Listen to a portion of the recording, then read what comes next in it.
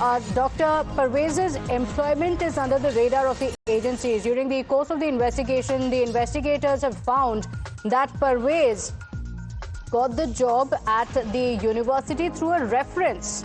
So who gave this reference? That is the question. They have found some documents linked to Shaheen and one Tamim as well. The ATS has sought the details of the employment of Parvez. Who is it that recommended him? The educational documents also being looked at. So, Adib, the probe, the net is getting wider, like you mentioned, and also the details of the job also coming in because he got the job with a reference. Any details being revealed on where this reference came from and why this is under the scanner of the agencies?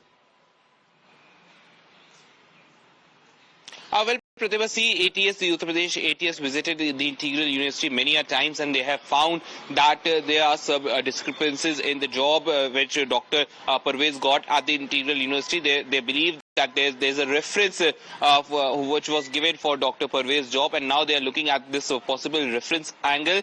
They believe that Dr. Shaheen and one Tamim, who also helped Dr. Parvez to get a house in Maniao area of Lucknow, is responsible for this. So now the ATS has saw the details of his employment from the Integral University, his bank account transactions, and also his resignation letters and what all he used to do in the Integral University. So these are the details that ATS has sought from the Integral University. This job of Dr. Parvez has now come under the scanner of UP ATS and other agencies as well. They believe that they need to investigate on who has referred Dr. Parvez for this very specific role. Remember, Dr. Parvez resigned from his post just 6 days before the blast.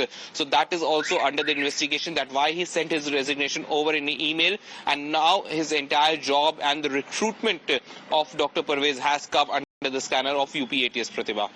Okay, all right. Adib, thank you for joining us with those details. So the investigations continue and we will come back to you for those updates.